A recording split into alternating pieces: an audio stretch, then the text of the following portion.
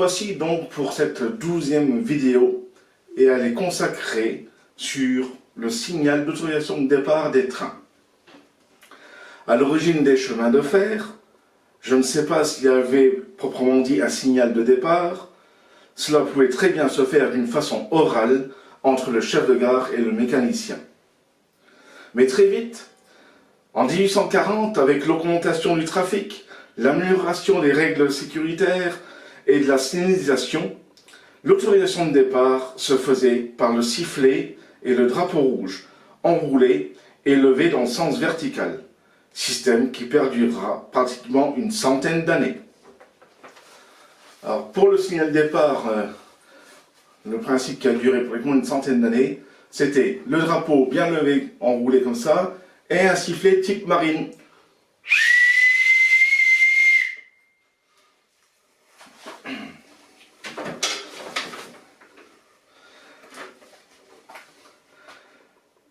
Car pour voir apparaître le guidon de départ, une palette rectangulaire métallique blanche avec une bande verticale verte, il faut attendre l'occupation allemande durant la Seconde Guerre mondiale, autrement dit aux environs de 1940-1941. La palette, je vous la présente, comme ceci. Pour actionner cette palette, il faut appuyer sur un levier à l'arrière et on donne un coup légèrement comme ça, avec bien sûr toujours le sifflet.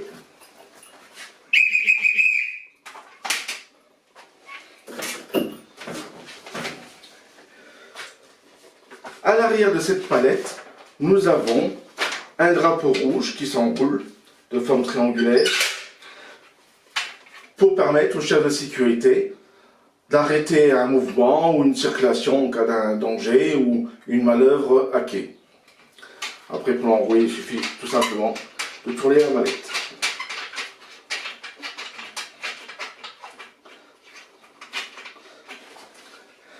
Alors, ce système de palette-là, elle ne peut être utilisée que par la main droite, car le levier qui se trouve ici, côté main gauche, ce sera très difficile de la manœuvrer.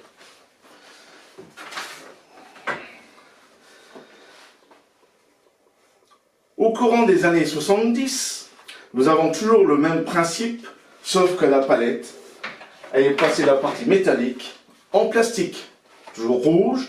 Le petit drapeau à l'arrière a été supprimé et il suffit d'appuyer sur la poignée pour ouvrir la palette, comme ceci. C'est beaucoup plus facile pour son utilisation, qu'on soit droitier ou gaucher. Bien entendu, toujours le bon petit coup de sifflet qui va bien.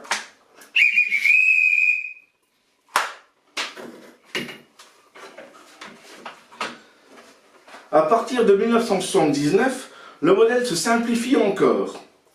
Pour voir apparaître les palettes qu'on a pu connaître,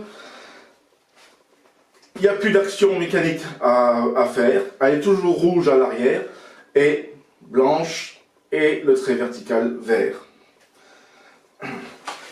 Bien entendu, toujours avec le sifflet. Et à partir de 1980, la couleur change. Le rouge est abandonné au profit du gris. Mais bien sûr, toujours, elle est blanche et la bande verte pour donner le départ au train. Et puis, à partir de 2001, nous avons ce modèle dit de poche, beaucoup plus pratique parce qu'effectivement il est pliable et s'il faut qu'on se rende sur un chantier en portant des documents ou quoi, on a plus facile à la mettre dans la poche, que ce soit du pantalon ou de la veste. Bien entendu, toujours le coup de sifflet qui va bien.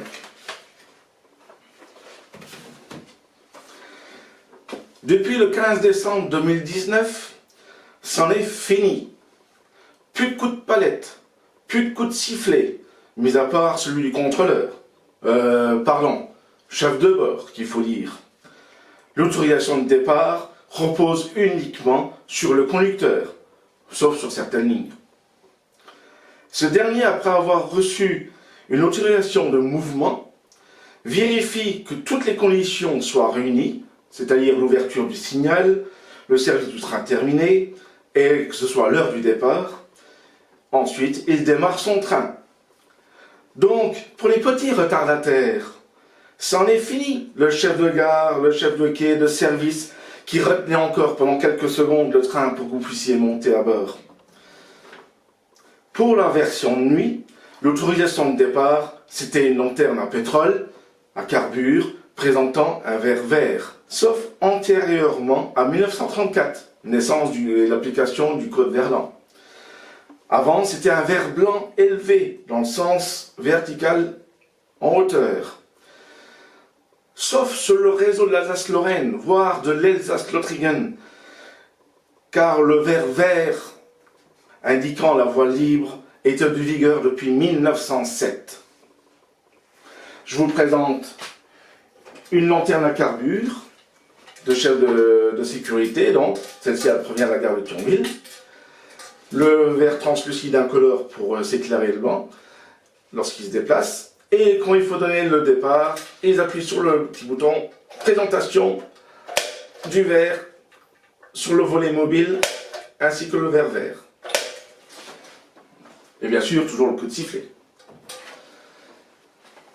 Ici, nous avons une lanterne de la DR, du temps où l'Alsace-Moselle a été à nouveau annexée de 1940 à 1945. Modèle un peu plus simplifié, mais toujours le même principe. On ouvre un volet et on présente le verre vert au mécanicien. Et le coup de sifflet, bien sûr.